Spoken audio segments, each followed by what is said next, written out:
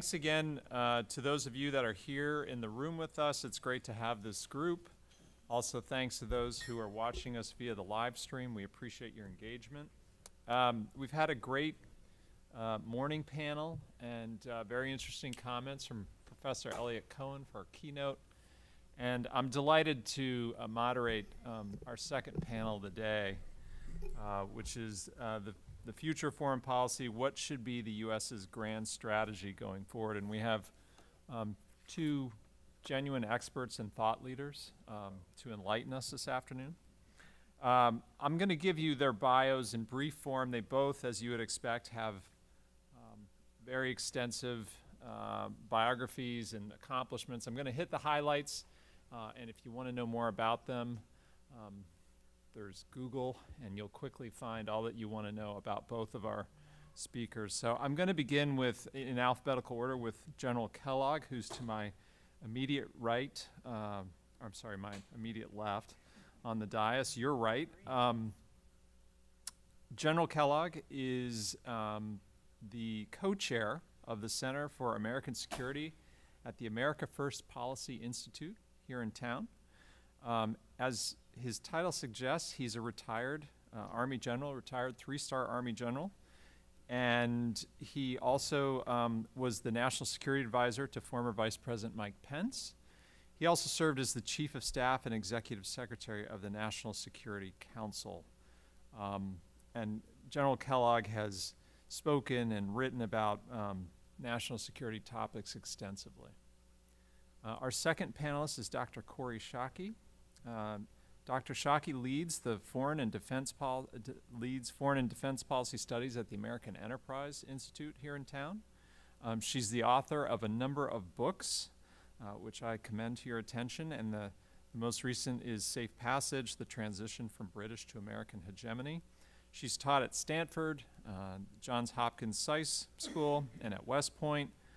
She's also had a distinguished public service career where she's had stints at the U.S. State Department, the U.S. Department of Defense, and the National Security Council. So we have two NSC vets on the panel. Unlike our first panel, we are going to have opening statements, and we are going to invite each speaker to sort of set the framework for how they think about what U.S. grand strategy should be.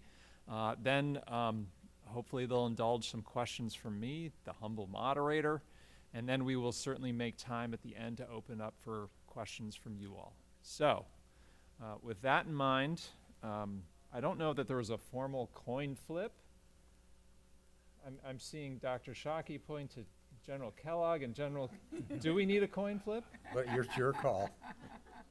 Well, I know whoever I pick first is going to be really annoyed with me. So, Dr. Schake, would you be willing to? I'd be happy to. Okay, thank you so much. So the good news for our country is that we win the geopolitical lottery, right? We have the luxury of not caring very much about the shape of the international order because we are so well insulated against damaging change. We have great neighbors in Canada and Mexico, and bounded by oceans on the other side. So the good news is, if we don't bother to sustain the order that made us safe and prosperous, we'll be probably about the last country that feels the effects of corroding order. I'm still going to argue it's in our interests to do as much or more than we are currently doing to uphold it.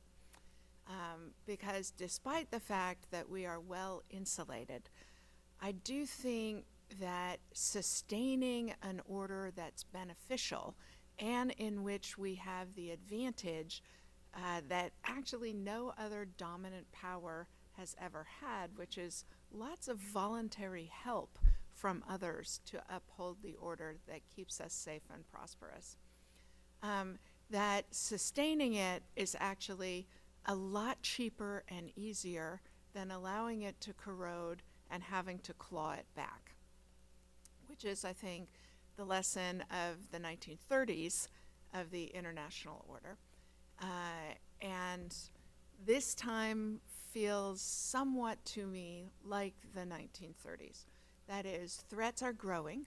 We not only have an aggressive, violent power in Russia, we have a stalled, rising power in China, right? So American policy has been predicated on concern about a stampedingly successful China, but that period is actually over. What we are looking at now is a China that, per capita GDP is $18,000, so the equivalent of Mexico or Mozambique. And you have a Chinese Communist Party government that cannot, for ideological reasons, make the political and economic choices that are going to propel it out of the middle income trap. And historically, the countries that are most violent in the international order are those stalled aspirants. That's the story of Germany in 1914. That's the story of Japan in 1937. So I think now is the time to think carefully and seriously about what we are willing to do to sustain this international order when you have not just those two countries, but you see a converging axis of authoritarian powers, Iran, North Korea, Russia, and China, all of whom have grievances about the existing international order. They feel threatened by it. They feel like it prevents them having the sphere of influence that they believe their power merits. And what is arrayed against that is the United States and a large number of small and middle powers, some of whom, Japan, South Korea, France, are extraordinarily capable militarily, many of which are still gliding on the joyful peace dividend of the end of the Cold War. And one of the things the Trump administration did more successfully than most other American administrations, but every American administration in the history of the NATO alliance has gnashed its teeth at Europeans not doing more for the common defense. But the Trump administration and Russia's invasion of Ukraine combined to put the alliance on a more serious-minded track. And another piece of good news for the United States just now is that our potential adversaries are so alarming to the small and middle powers who are our allies that they are pulling in closer, doing more, thinking more seriously about the national security challenges. So I think not only is the current order beneficial to us and more beneficial than the alternatives, I worry that unless we continue to believe in defending human dignity, expanding economic opportunity, and making the world a freer and safer place, we are likely to end up with the axis of authoritarians setting rules of international order. As the Russians are trying to do, they just removed the marker buoys in the Baltic to try and redraw the maritime boundary. The Chinese do that daily in the South China Sea. This is going to be a trying time for the upholding of the order, but in my judgment, the work of upholding it is much cheaper and less costly in human lives than allowing others, China, Russia, and their allies, to set rules that are going to be eventually incredibly damaging to our country. Great. Thank you, Dr. Schake. General Kellogg.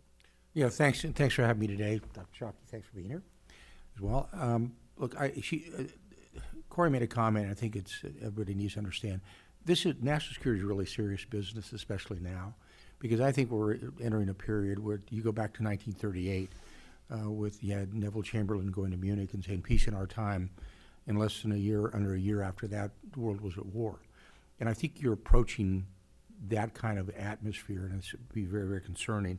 So it's just not an academic discussion, it's reality of where we're going to go. And today, I think you're looking at, right now, with the two presidential candidates, it's pretty clear the national security policies for both. It's not hard to figure out, because you've got two very good frames of reference. You have a former president who had 4 years, and you have a current president who's going into his 4th year, and you can make the judge of where you want to go.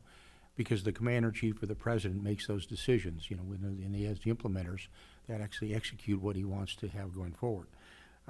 Where I come from, and I was fortunate to be part of the Trump administration for 4 years. He said I was a national security advisor to Vice President Pence. I was also the national security advisor for over 70 days for President Trump, simply because he kept firing him. So what happened is, I said, every time they fired one, it was Kellogg move up and talk to people. So we had some time to be able to work with both. But what we start with the Trump administration, when he came in, remember, this is an individual who had no national experience in governance at all. In fact, he had never spent a single night in Washington, D.C. Until he actually became president. We would always, when we were on the campaign, we'd always travel with his airplane, regardless of where we were at. We would fly half the night if we had to, just get back to New York City. So he really didn't spend time here, and he didn't really understand the organization and what it was set up. For example, right after the election, when he won it, we came down to the White House, walked in there, and he looked around at the people inside the White House, and he asked President Obama, how many of these people are staying? And he said, none. You bring your own team in wherever you go. So you start with a governing philosophy, and I've got to tell you the governing philosophy we came in with, and this is the governing philosophy that you're kind of go forward with. And when we talk about it, it's called the America First National Security Strategy, the forward strategy. Right up front, it is not isolationism at all. And we've never said it was. He's never said it was. None of his senior advisors have ever said it is isolation at all, but it flows from the Constitution. And what I'm talking about with the Constitution, the national security policy, flows from those three bold words at the start of the Constitution, we the people. And it is designed to focus in on the people of the United States, and what's good for the people should be good for the nation. But you start with that philosophy first, whatever we're going to go, and it makes sure the American people have a view in it. It kind of goes back to somebody named Paul Kennedy. Paul Kennedy, he still teaches a course at Yale. He wrote a book called The Rise and Fall of the Great Powers, and in it he's talked about imperial overreach. The term we used was strategic overreach, and the point that on strategic overreach, if you reach too far out there, nations will fail, because if you spend more time fixing somebody else's potholes than fixing your own first, then you start to fall apart. That doesn't mean you don't go out and fix other people's potholes, but it means you make sure that your house is in order before you go out and do something else somewhere throughout the world. And that was kind of our governing philosophy, is taking care of that. But we were very willing to go outside that box whenever we needed to. When we talked about with the ISIS caliphate in Baghdadi, when we killed Baghdadi, eliminated the ISIS caliphate, doesn't mean they're not terrorists out there. There are. Well, remember, within the first 3 months of the administration, when Assad in Syria used nerve gas on his civilians, we had crossed the line, a human dimension line that we looked at, that President Obama had said before, if you use nerve gas, then you cross a red line. Well, they used nerve gas, he didn't do anything. We didn't say there's a red line, but we said if you'd go beyond the bounds of human decency, which they did, we're going to respond. And so we put 57 Tomahawk land attack missiles on the airfield. They came out to kind of say, don't do that again. And when you look at things like with what we did with Iran and pulling out of the Joint Comprehensive Plan of Action or anything else like that, we were very serious about our role in the world. It's not a role that you step back from, but it's also making sure we bring the American people with us. And the way we look at it today, there's 5 major challenges we face that we believe this administration has basically brought to the front. The first one is our southern border, and if we don't fix the southern border, we have a major problem. And little events are starting to occur that people are very, very concerned about, and they should be concerned about it. Even for the FBI Director Wray has said, we're not sure where a lot of these people are, and they could be terrorists coming in on our shore. And I'll give you just one short example. And it's one that you go from this level down to this level, from the really high strategic level to the personal level. Something happened just recently at Fort Bragg, now Fort Liberty, North Carolina. And what happened, you had a special operations commander of a very special unit actually shoot an intruder that was a part of a company that was photographing his young children in the middle of the night with telescopic lens. Happens to be the individual was Chechen. Happens to be his phones were booked back to Russia. It happens to be that the company he was working for had very nefarious background, and his other assistant was Chechen as well. Well, why would two Chechens who were here illegally do something like that? So, okay, that goes back to our border situation, high to low. You got to fix that. The second is our military. There's great concerns about the military today, and I'm not talking personnel, and I'm not talking DEI. I'm talking about the defense industrial base. You know, when we can't provide weaponry to allies or friends because we don't have that in our inventory, it should be raising alarm bells on people. When you've got the Sentinel missile program, and remember, we're fixing all three parts of the triad. We're fixing the bomber fleet, we're fixing the submarine fleet, and we're fixing the missile fleet with the Sentinel missile replacing the Minutemen. The Sentinel missile program is now one corporation, and because we only have five major defense corporations, is now a cost overrun over 30%. It's a non-McCurdy breach. You start to ask yourself, what are we doing with our industrial base? What's happening? And it's masked by the fact that you have an $850 billion defense budget. That people say, well, you got all that money. What are you doing with it? And then the other three areas we're concerned about, and then when it comes to national security, is obviously what's happening in Russia and Ukraine, that war that's going on. The second is the Middle East problem, and I can build you a war in a heartbeat from there. What's happening there currently, and the third is, of course, the emergence of China, and they all have to be addressed very seriously, and they will be addressed by whoever the next president is. They have to be, because it threatens the United States of America. But I'll close the circle by saying the policy we have with the America First, again, and I repeat that repeatedly, is not isolationism. It's what is good for the American people. How does it work? And if you start from that premise, then everything builds out from there. And that's where President Trump came from. That's where his team came from, and that's where the policy probably will be. And I'm not I will not speak for the president, former president. I will not speak for the campaign, but that is in all probability where he'd be going as a national commander, as the president and the senior national command authority. Over to you. Thank you, General. Dr. Schake, since I asked you to go first, do you have anything you'd like to respond to in General Kellogg's comments? Not so much respond to, but just to say that I agree with both the priorities that General Kellogg outlined.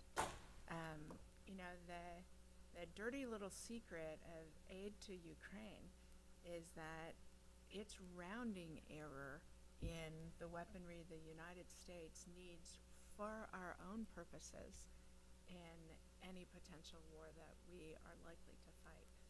And that's not a problem. It's not a recent problem. The last 4 administrations have done too little to revive the defense industrial base. I agree with the priorities he outlined. I also agree with the point that American strategy should always start from the basis of we the people. And I think the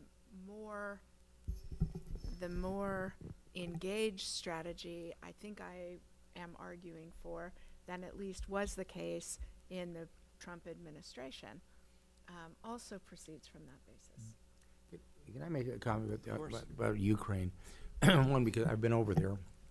When I came back from the trip, I testified in front of the Senate Armed Services Committee, and my point to them was, taking a strategic adversary off the stage is not bad, meaning Russia. And we had that opportunity. A year and a half ago, the Russians were on their heels, and we didn't follow through. And we had a great opportunity to do that, because if you look what the Russians did militarily and operationally, what they did is they basically dug in, what's called the Surovikin line, which was interlocking lines of defense. They were concerned about their losing of the Ukrainians punching through the Sea of Azov, cutting them in half. And we the West, and the United States was just as culpable as anybody else, were very slow in providing them weapons, very slow in providing them direction and helping them out. Now what you've got is a war of attrition. That is not where you want to be with the Russians, because they know how to fight a war of attrition. And so my frustration is that we had a chance, and I was asked there. They said, well, what would you have done, Mr. Smart Guy? I said, it was really quite simple. It's not hard. I said, you know, there's pre-positioned stocks in Germany. It's called APS-2. It's brigade sets of tanks and armored personnel carriers and artillery. Give the Ukrainians the key. Let them open it up. Let them go forward. You know, I said that was almost a year and a half ago. If they were worried about the armament, there it is for them to do that. We wouldn't do that. And so now you've got a position where the Russians are very, very emboldened. And Putin doesn't think he's losing. That's part of the problem. A year and a half ago he did. So this is going to be an interesting dynamic of where you go, what's going to happen with Ukraine. And you see the argument right now in the United States where we're not willing to let the Ukrainians use military U.S. armament to strike into Russia. So in other words, much like we did in Vietnam when we gave Cambodia a sanctuary in North Vietnam, we're doing the same thing here. We're providing a sanctuary. And my point is, if you get involved in a war, fight it. Otherwise, don't fight it.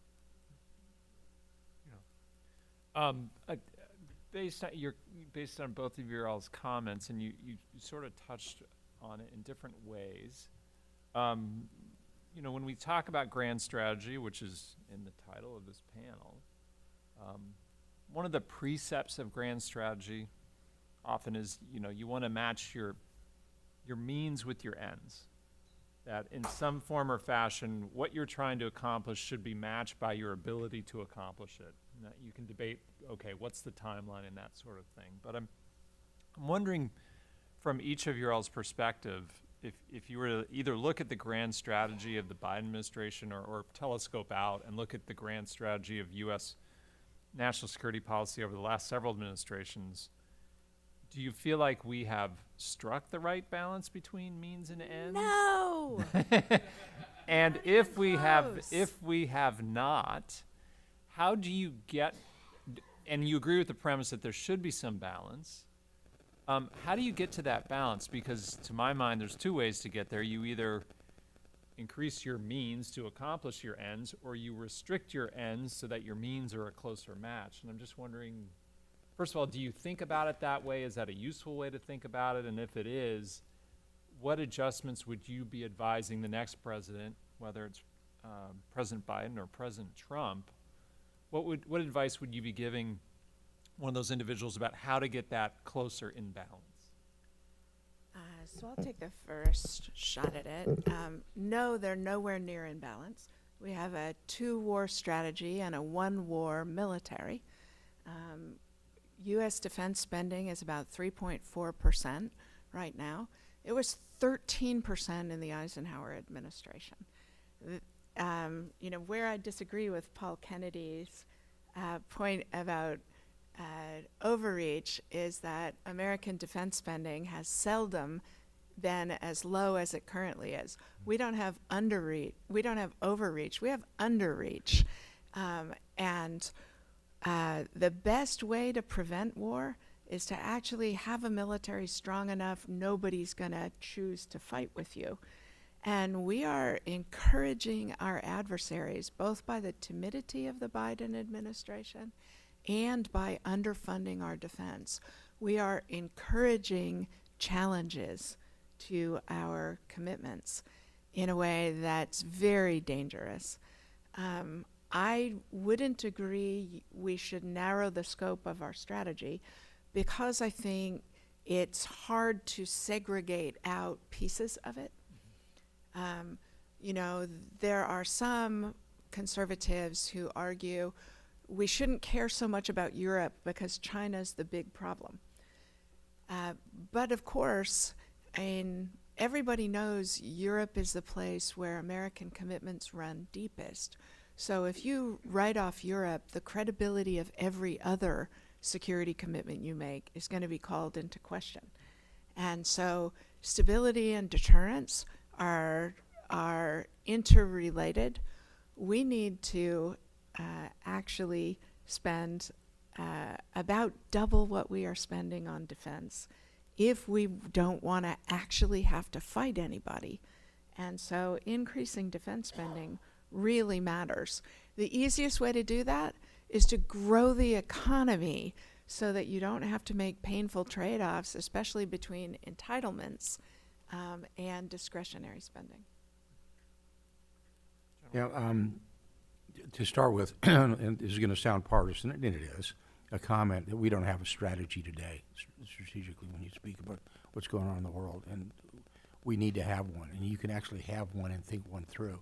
You know, I go back, there was a National Security Council document called NSC 68 written years ago that was designed again for the Soviet Union with policies, procedures, plans, and we ought to probably recreate something like that at the very senior levels to guide us where we're going. You know, what would Yogi Berra say, when you come to a fork in the road, you know, anyone will take you where you want to go, is whatever it is. You know, you have to make your decisions and make them hard.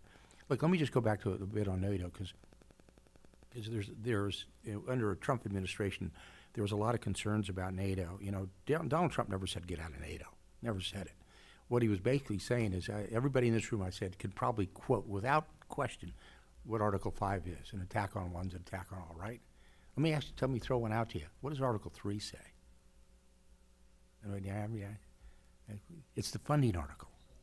And what I mean by the funding article, it says each individual nation in NATO will individually, collectively, will, it's the modal verb, will, not shall, will provide for the common and individual defense of their nations and the countries within NATO. They made that agreement in 2014 in Wales.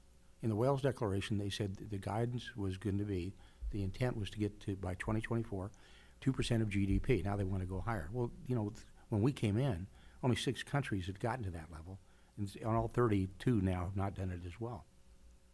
So what's happened is, your question is, we always would push back on the NATO people using, you know, the bully pulpit, this is where you want to go. You know, and then Article 9 is basically, if you have a disagreement between Articles 3 and 5, let the Atlantic Council make the call. That's what it's supposed to do under the treaty. So the point was, look, they used the bully pulpit, hammer away at them. It's really important.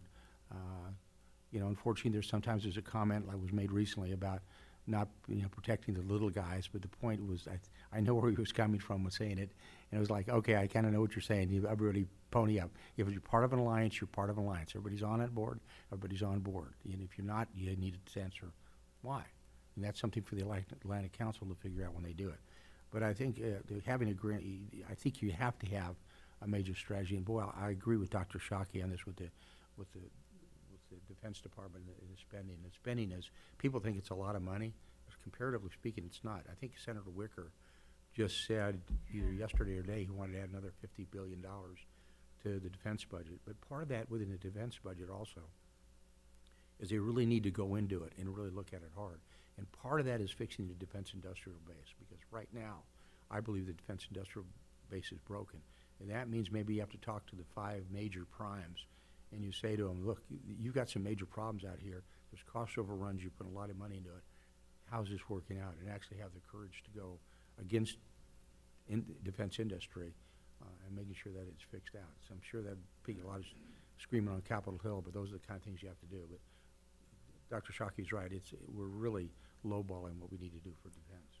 May I underscore a point General Kellogg just made, which is we have a problem not just on the amount of money spent on defense, but how it's being spent. You have a problem internal to the defense budget that parallels the problem in the federal budget, which is entitlements are crowding out discretionary spending.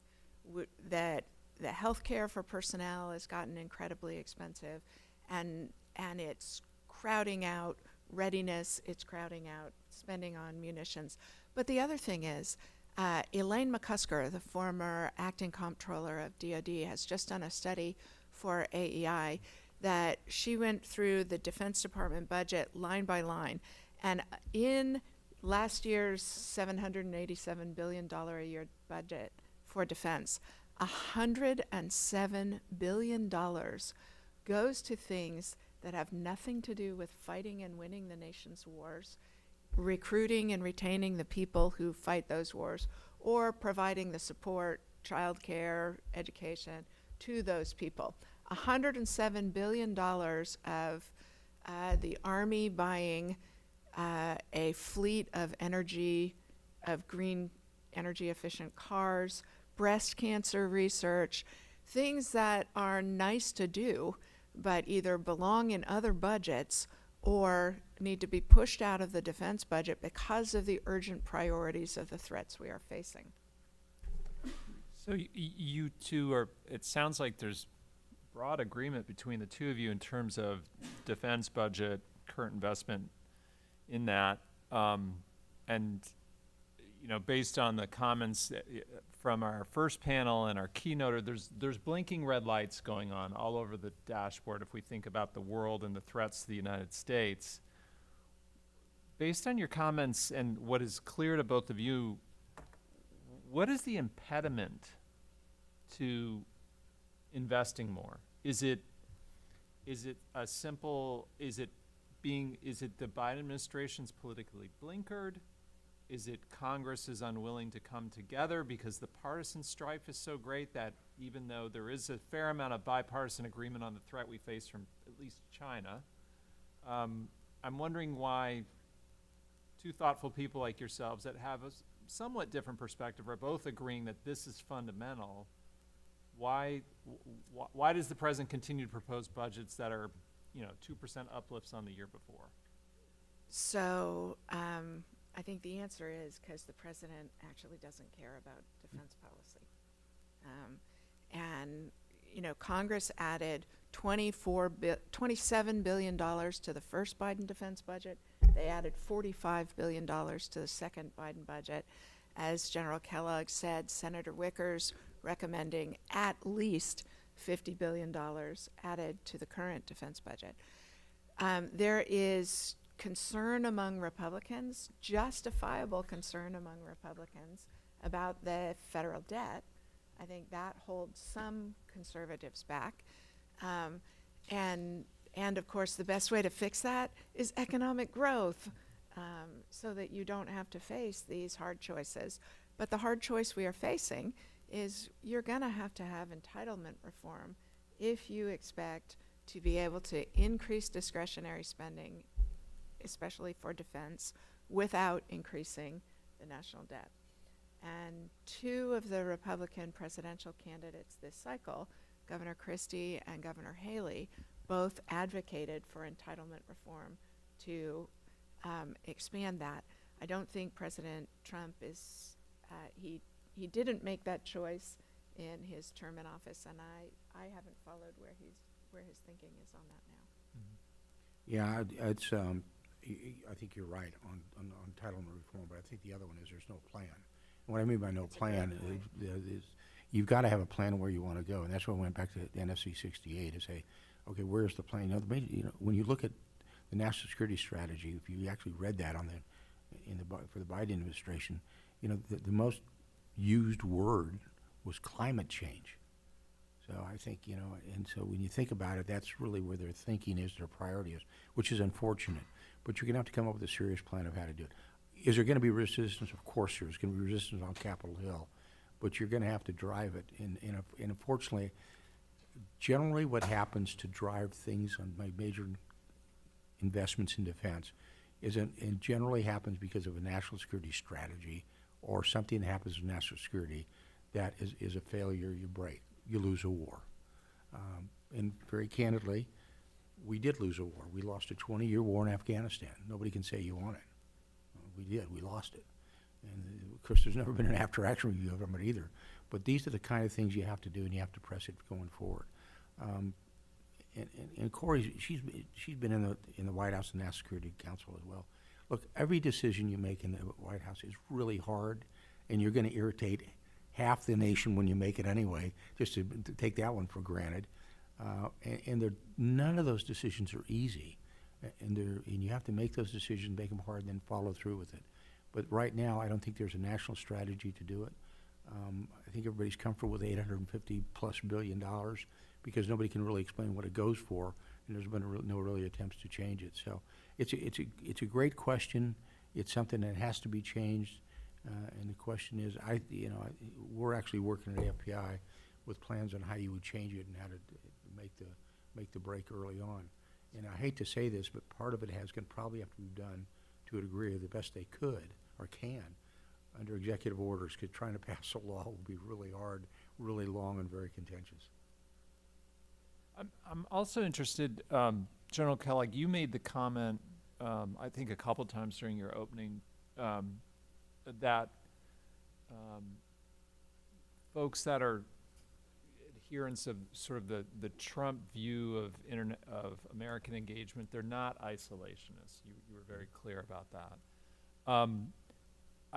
But when I listen to some of the debate on Capitol Hill, and and I think about the great difficulty that Speaker Johnson went through, he ultimately did succeed in getting supplementals for Taiwan and Israel and the Ukraine. It does seem that there is, if we're just talking about the Republican Party for the moment, it does seem that there is a faction within the party that, if they're not isolationists, they sometimes sound a lot like isolationists, or at least they sort of use that language. And I'm just wondering, from where you sit and what you think about, is that, in your estimation, is that real? Is that sort of the future direction of the party from a national security perspective? Or is that political talk that's sort of expedient for the moment? Maybe I'll ask you to comment, and I'd welcome Dr. Shake's views as well. Yeah, look, if they had solved the border problem, nobody would have cared about Ukraine funding at all. The problem is you go back to the number one issue facing the United States of America, and I believe it's the border, and you got to fix the border.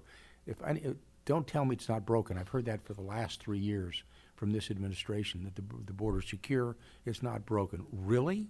Do you really believe that? And I think that would have gone through pretty easily. The second is, you need to have, and I've said this many times, the president and he only spoke recently, probably a couple of months ago. We need to know, for example, using Ukraine, what is the grand strategy or the strategy of the United States and Ukraine? What is the end state for the United States of America and its people? Explain it to the people. That's all it takes. That's all you have to do. But when you don't go in front of the American people and you say, this is where we need to go, and this is what we need to do, bring the American people along. We have said that for generations. If you don't bring the American people along, you're going to have enormous resistance. It's happened. Remember, just think back to the late 1930s. This country was an isolationist country, okay? Franklin Delano Roosevelt had difficulty trying to get anything through to even support the Brits, okay? But December 7th happened, man, we went 180 over. We're game on, okay? And that's because the president went forward, said state of war exists, we're going to go full on. And you have to do that. So I think part of it is, I think people are just mirroring what they hear on Capitol Hill. But if you take a pulse of the American people, a large number of them do support what's happening in Ukraine. Just go out and explain it to what's going on in Ukraine. And explain that, Vladimir Putin is not a good guy. But part of it is, you've got to talk to him whether you like it or not. Anybody know how long it's been since Biden has talked to Putin? Any idea? 2 years. 2 years. One thing about President Trump, he talked to anybody at any time. Okay? And you've got to do that even with your adversaries. Otherwise, you have a major problem. And I think this is part of it. It's just the lack of a strategy. So I agree with General Kellogg's assessment that the fact that that the Biden administration was so blasé about the problems of the border was a huge impediment. A second problem, exactly as General Kellogg says, is that the president sounds more worried about Ukraine winning than he sounds worried about Russia winning. And the president's only given 2 speeches on Ukraine. One of them was overseas, and the other was in the context of the terrorist attack on Israel. It was part of a broader speech on Israel. That is wholly inadequate to create a solid public basis of support. We've given $171 billion in assistance to Ukraine. $120 billion of that assistance was spent in the United States to replenish and upgrade weapons for our own military, or to pay for military training we gave the Ukrainians. 68 cents of every dollar spent on aid to Ukraine gets spent in the United States. My team did that math The White House should have done that math, right? When Jim Mattis and I wrote our book, Warriors and Citizens, we did the largest survey of American attitudes about defense issues that had been done in 30 years.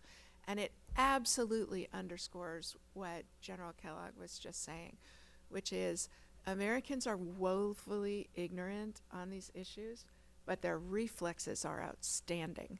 And the biggest thing that changes American attitudes is the president being willing to expend political capital to explain why something merits us running the risks.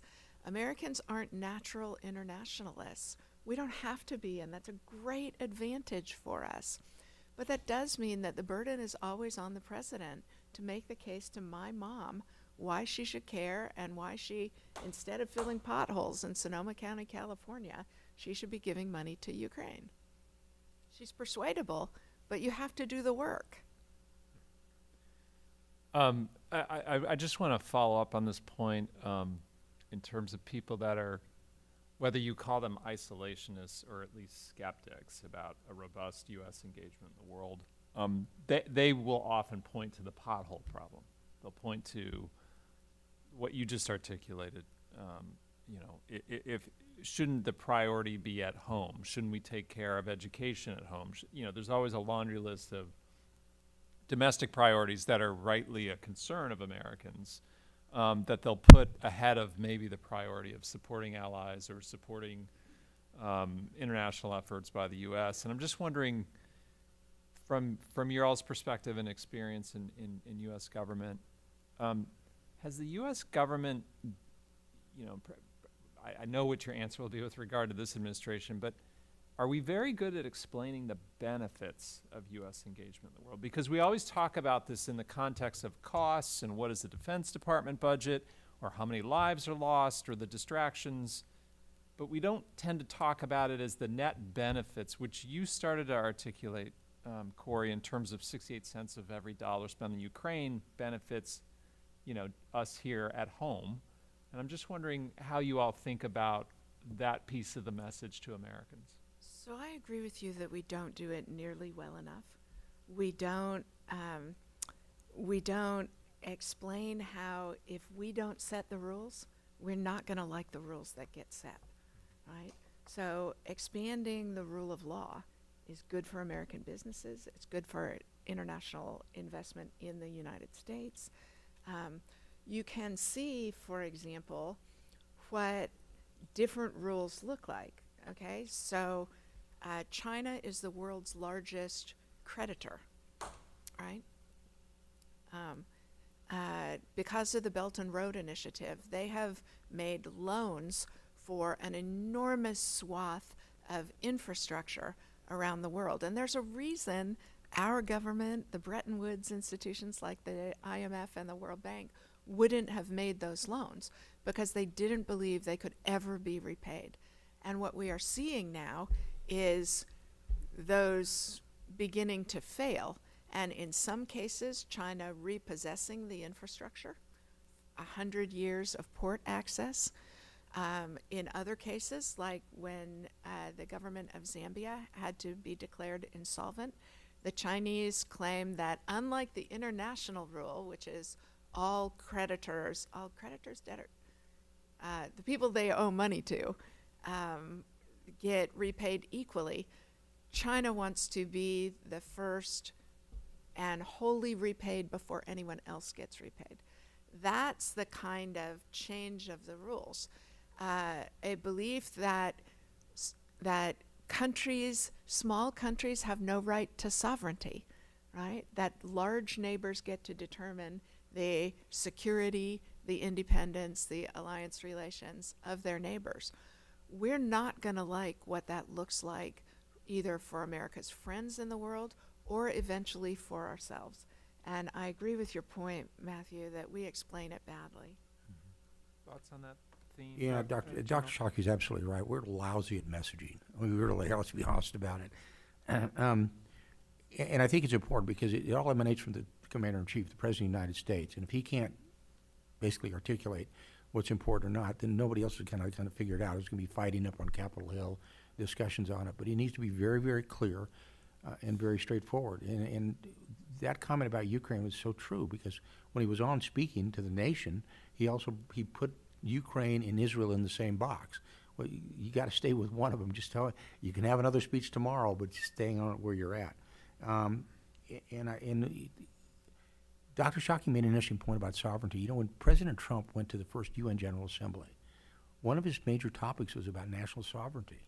And he talked about sovereignty, how important it is for people's borders, and that we would support nations that wanted to defend their own borders. You know, when it goes back to Ukraine, you know, remember the Trump administration was the first administration that gave them offensive weapons. Give them the Javelin. We're the first ones to do it. Before there was blankets and beans. Neck warmers. Yeah, and so it wasn't there. So you got to think about where you're at. Now I will tell you, it goes back again to the strategic view about what Matthew just said about administration like a Trump administration. The first view we always had was, what's the economic benefit to the American people? And I used to sit there in the cabinet room when you bring foreign visitors in, and they'd sit across from the president or the vice president, all the secretaries would be sitting there, and the first words out of President Trump's mouth was always, what's our trade balance? And I was like, the first time I did, it was like, oh man, like an electric shock, because that is not what they were expecting. But he wanted to say, look, we're going to be fair, and trade has to be fair, and that's the reason he brought in Robert Lighthizer as a U.S. trade representative about fairness and equity in trade. But it's, again, and let me just close the circle here, it's so important about messaging to the American people, because once you get them on board, once you get them in lockstep, it's great. That has not been done at all. And oh, by the way, when I'm talking about messaging isn't just we need to work together. Messaging is always telling your adversary and the threats against you what we are going to do. You know, let me just give you one brief example. When we had killed Soleimani out there, we made it very clear to the supreme leader in Iran, Khomeini, that if they killed an American, we were going to kill you. Okay? We set that through the Swiss, which was a protecting power because we don't have any relations with the Iranians, and also through the Russians at the same time. So when they fired the missiles back at Al-Assad Air Base, you know, they hit the dirt. We were watching it. Okay, it happened. But here's the reason why we know that message took effect. Because the week later, the Iranians shot down a Ukrainian airliner that was lifting off out of Tehran.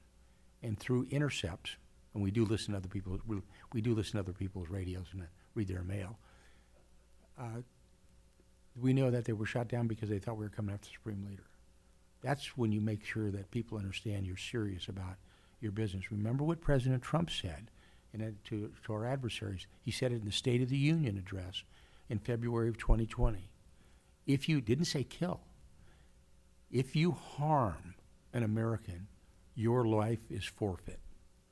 Bingo, that's all you got to do. That's what you need to do. You send the message out to your allies, your friends, and your adversaries as well. And unfortunately, I don't think it's being done now, at least not effectively.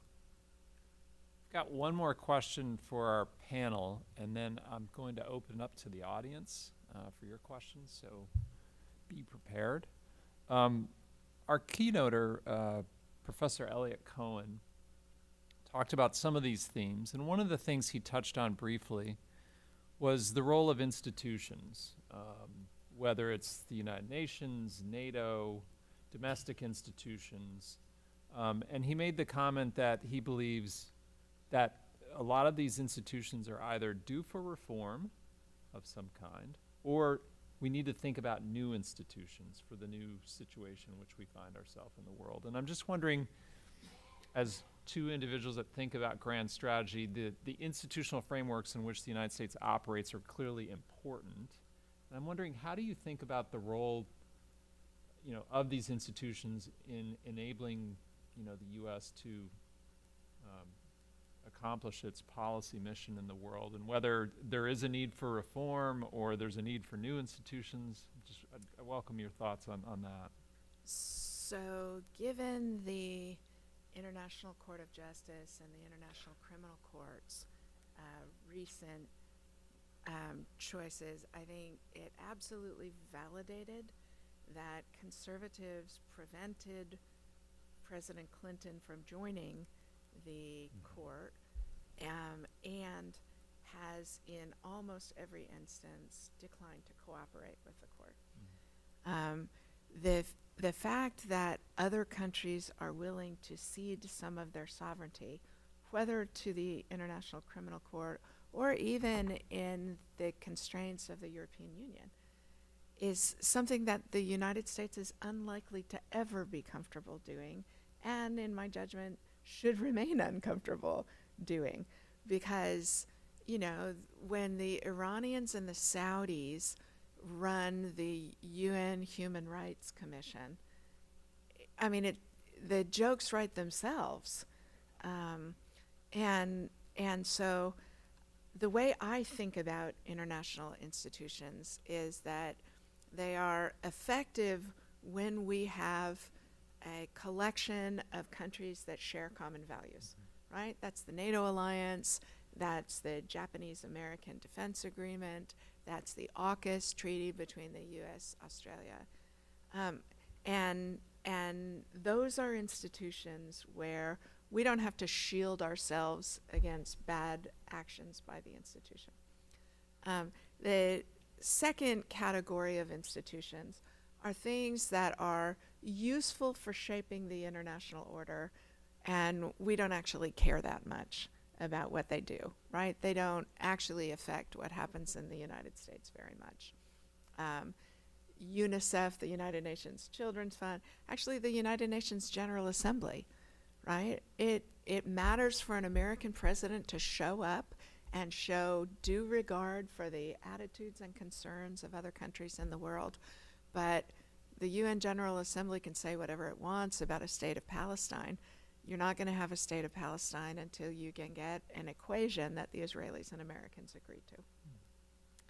And then within that second category of institutions, we have vacated a lot of leadership roles in ways that, rather than expend the time and effort reforming institutions, I think actually an easier and more effective way to create change is put American leadership in the institutions. I mean, why did we let a Chinese national become the head of Interpol, the people who provide, right? Like, we got lucky. The Chinese disappeared him themselves.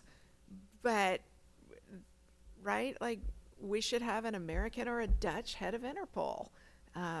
And we very nearly allowed the Chinese to take a leading role in the UN body that assigns international intellectual property rights, right? That's crazy that we would let the major violator have that role. Matt Pottinger and the Trump NSC saw this in time and moved in, but we should systematically be making sure that this second category of institutions gets run by either the United States or its close friends.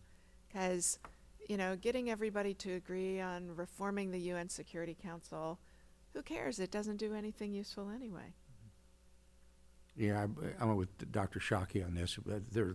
Things are broken.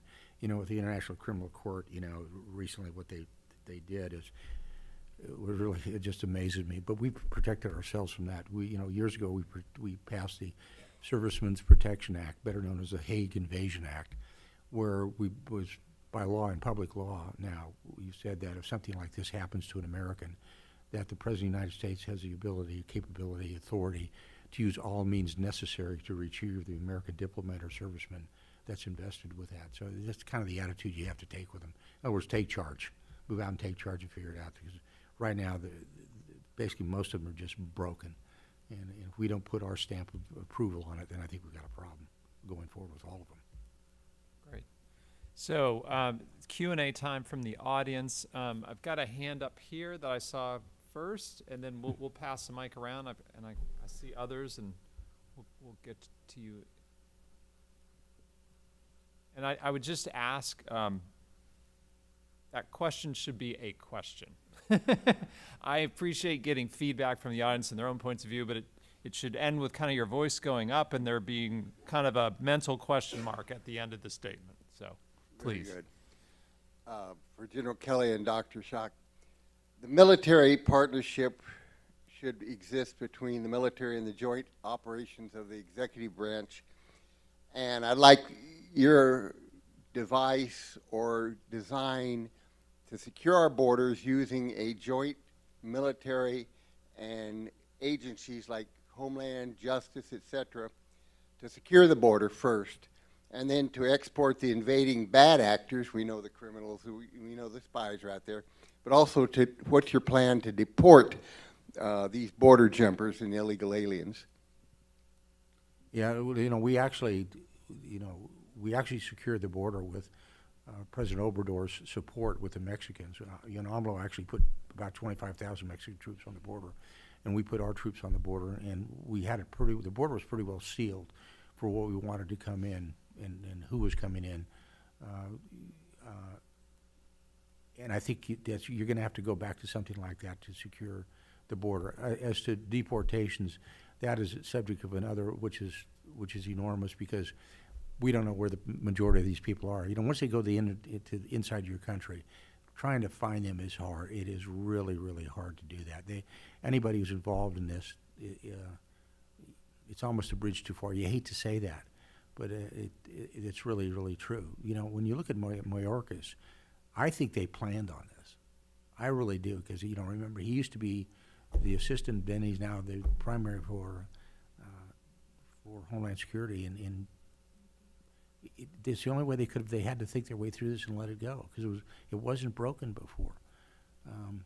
So I think there's going to have to be a policy or a plan to do it, because you just can't let your border be that wide open. Look, we're not talking about 142 people. We're talking about millions. Just to use one country, Dr. Schake made the comment, the Chinese.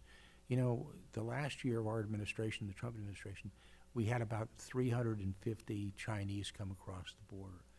Now we're talking 30,000 coming across the border. Why?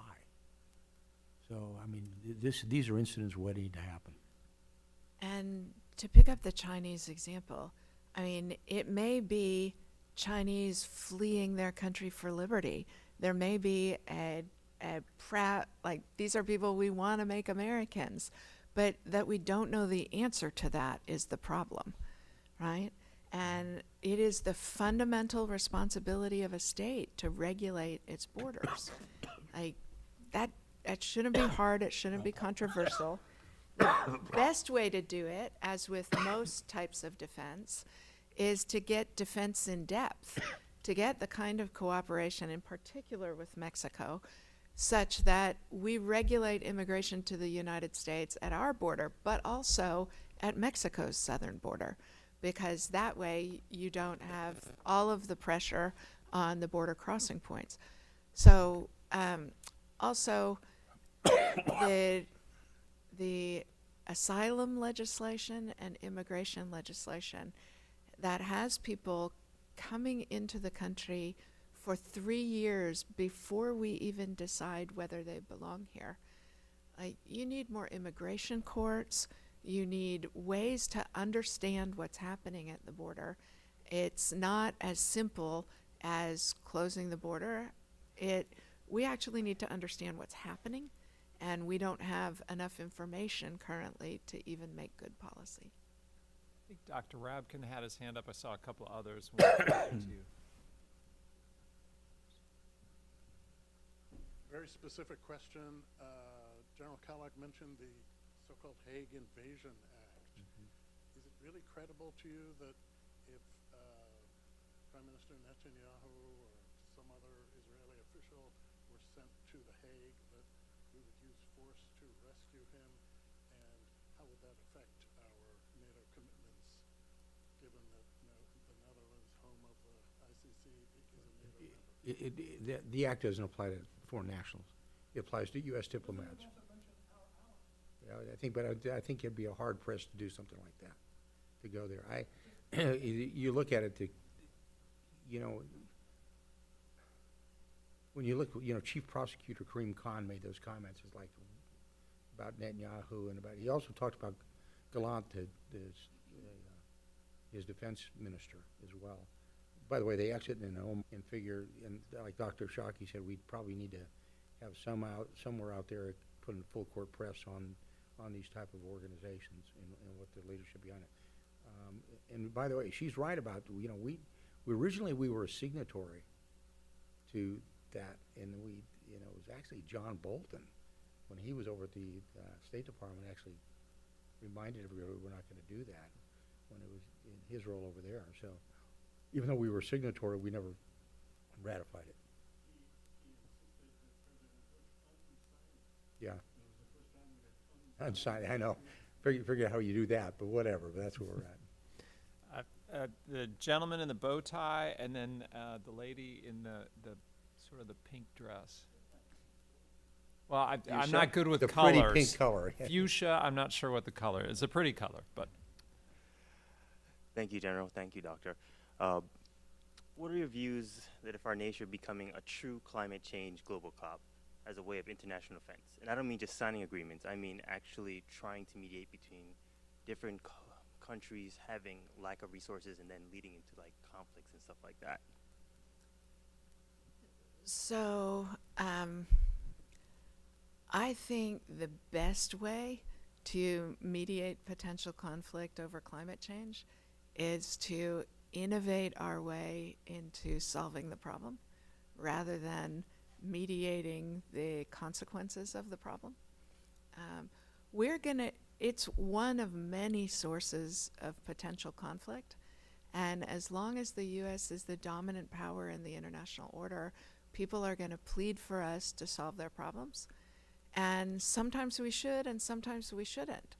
I don't think I'm comfortable making a sweeping conclusion, because problems, national security problems, windows open and close, and sometimes things are too hard and sometimes they're not. So I'd be hesitant to make a doctrinal statement on the subject, other than to agree with you that, you know, Mexico's going to run out of water. How are we going to think about that problem? What's it going to mean for the vitality of our next door neighbor? And what's it going to mean for immigration from Mexico to the United States? Yeah, I'll be very quick with that. I agree with what Dr. Shockey said, but I'm not a real touchy-feely guy, and my attitude right now is, well, the problems of the world, trust me, I don't believe climate change is at the top of my list with everything that's happening out there. My concern is getting close to another world war, or at least a regional war at the very least. Yeah. The lady at the same table. A very specific question this time. The ICC, as you know, has condemned Israel, but to a lot of people that sounds like a condemnation coming from a respectable and reasonable source. I think, how can we communicate who the membership of the ICC is in terms of its judges, and how those judges are selected, and what authority they really have? I mean, for example, in the UK, a considerable publicity was given to Amal Clooney, given her Muslim home background, which could be very significant as to whether or not her judgments are entirely objective or not. I think that's the sort of issue with from the membership of the Security Council to other international bodies. Who is making these judgments? What is their behaviors in their home country? And what culture, what beliefs do they represent? I have a slightly different take on that. I think the problem is slightly different. It's not the composition of the court, it's the accountability of the court. But more broadly, we are losing our consciousness about the nature of warfare. I mean, just to take the most recent example, the melodrama over Israel striking Hamas leaders who were hiding among Palestinians in a refugee camp. That is legitimate targeting under the Geneva Conventions. It's legitimate targeting under the Lieber Code, what becomes the Uniform Code of Military Justice for the United States. But because political leaders aren't bothering to explain that the way to prevent Palestinian civilian casualties is for Hamas to put on uniforms and stop hiding among them. We instead buy into the notion that warfare is somehow antiseptic and violence never gets visited. I mean, 10,000 French civilians were killed during the D-Day landings in 1943. That's what war looks like. And we are allowing this perception to propagate that somehow nothing bad ever happens when governments and terrorist organizations choose violence for political aims. I think that's the bigger problem, and that's what leads to the isolation of Israel in this current conflict, rather than people saying, hold Hamas accountable. They're the ones who started this. Yeah, I'm with Dr. Schake on this one. I was full over. I tell people the Middle East is a major problem, but they look at it in biblical terms much more than we do. We look at it sometimes at night and day, but they look at it much differently. Remember when Netanyahu gave his first speech to the nation after 7 October? Remember he said there's a time for peace and there's a time for war, and now is a time for war. That's Ecclesiastes 3, okay? And so they speak in biblical terms. And when I came out of Israel recently, I said, if anybody thinks there's a two-state solution, there ain't. It's not going to happen in the near term. It just won't. The enmity is too great to figure this one out. And there's not going to be, this is one of those where an international body is not going to solve the problem either at all. This is one of those where I would hope the United States would play a leading role with the Saudis because they hold the money on what's going to happen into the future. But it's really, one thing Dr. Schake said, and it's really true. That's the reason as a former soldier, I remind people, and I used to remind the president this, if you get to a gunfight, you really have a hard problem figuring out where it's going to end up at because you just don't know. There's too many variables involved, what's happening there. But when you also do it, realize you're going to have collateral damage. And what's collateral damage? That means a lot of civilians are going to get killed. And you go into Gaza, and you go into Rafah, a lot of civilians are going to get killed. And understand that. And it's kind of hard for people to understand, but that's the nature of war. And that's the reason why most soldiers would prefer not to fight wars, because they know the outcome of what's going to happen during the part of it. But I'm a little bit, with Israel, I will tell you that I'm probably harder than most on it. What I mean by that is Hamas started this fight, and they're going to have to pay the consequences. With 80% of the Palestinians supporting Hamas, they're part of the, the United States didn't complain. The citizens didn't complain. And I don't know if you would have either, that in World War II when we firebombed Dresden, burned it to the ground, put a lot of civilians, there was no military usage for doing it. We did it. We did the same thing with Tokyo. And that's just the nature of the war, whether you like it or not. If you don't want to fight a war, don't get involved in a war. But once you start one, and Hamas started this fight, then it's up to the Israelis to finish it out.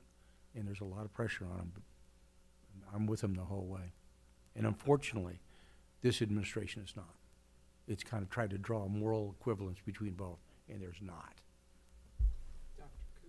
Thank you. Among other things, I teach international law, so it's a complicated issue. But one thing I'm curious about would be, it goes to this issue of the Biden administration has articulated, and I think the Trump administration used similar language, that the part of the U.S. grand strategy is to defend a liberal, rules-based order, or sometimes it's a rules-based order or an international, there's different formulations of this.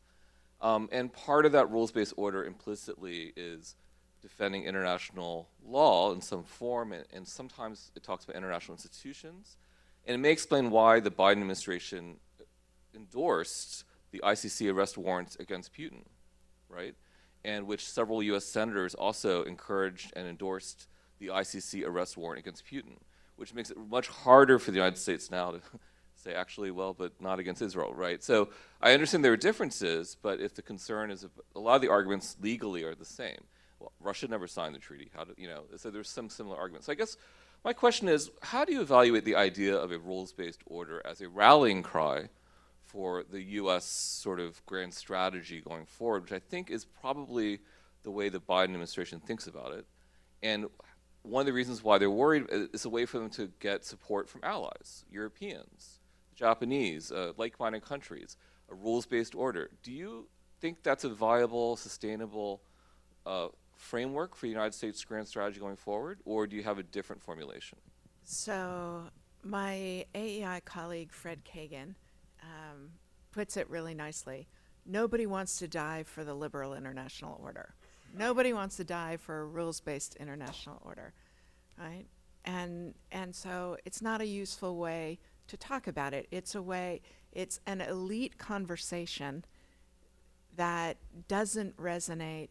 Moreover, the United States, I think one of the ways in which American hegemony is genuinely unique is that we are the only great power in history that voluntarily limits our own freedom of action. That's what we mean when we talk about the rules-based international order, that we set out clear rules to which we allow our friends and even our enemies to hold us accountable. But again, I don't think that's a useful way to talk about it, because the United States is going to be able to set and keep what rules it wants by dint of our economic, political, and military power. The rules-based order matters to small and middle-sized countries who don't have the ability to set and enforce rules. So I don't think it's a useful way to talk about it in an American context, although I do think it's a useful way for the United States to have structured the international order, because it gets us the voluntary assistance of small and middle powers, because they know that this is the best opportunity they're going to have to live in peace and prosperity. So I don't think it's a useful way of talking about it for Americans. Yeah, and I would tell you, I think it's academic in nature. It's not real, and I live in the real world. And I mean, it sounds good, talks well, probably writes well, but doesn't play well in the real world. The lady at the table directly in front of me. Thank you. Great panel, and General Kellogg in particular, thank you for giving us a glimpse of defense strategy in the Trump administration, particularly with respect to Soleimani. Now, in terms of playing by the rules, there's a subject matter which I don't want to get into because it's complicated, but part of our grand strategy has to do with the role of the dollar. I do want to ask you about the question of whether $300 billion of Russian assets should be foreclosed, essentially, and given to Ukraine. I have heard two schools of thought on this. One is that, of course, we should do this because Russia broke the rules, but the other is, look, you're just undermining confidence of countries around the world that the U.S. is objectively a neutral banker in the use of that currency. So do either of you have an opinion on that question? I think both those things are true, right? Russia can avoid having its dollar assets in European, American, and Asian banks confiscated by not invading its neighbors. And it is also true that doing that is going to cause countries to want to have alternatives to the dollar, because we can weaponize the international financial networks because we dominate the institutions that run it. We and our European allies dominate the institutions that run it. And the dollar's the most convenient way to clear international deals. But it's also true that lots of countries are searching for alternatives, right? The Chinese and the Gulf states clear oil in renminbi, not in dollars anymore, partly because they have a shortfall of dollars. The Russians are desperate. The Chinese are trying to sanctions-proof their economy. The Russians are desperate for ways around this. So it is a natural consequence of the political enmity that people are going to be looking for alternatives, whether or not we require the Russians to cough up that $300 billion for ammunition and reconstruction in Ukraine. Yeah, you mentioned, by the way, on that, mentioning the dollar, there was a real concern in the Trump administration that the dollar was not going to be the reserve currency of the world if we didn't watch out. You know, we took it over from the British pound sterling, and that's one of the things you don't want to do. So I think part of the decisions which you make economically are always based on the role of the dollar internationally. And I think those are some of the decisions that they make, and make sure it doesn't. We want to make sure we keep the dollar strong, and make sure it remains the primary reserve currency of the world. Well, and I think on that, that's going to be our final question. I want to thank our panelists. I thank all of you. And please join me in a round of applause for yourselves. Dr. Shockey, good to see you. Thank you, Matthew. Thank you so much, General. No, thanks very much. Appreciate it. Pleasure to meet you. Nice to meet you, too. Thanks for making the time for us. Thanks. I'm sorry,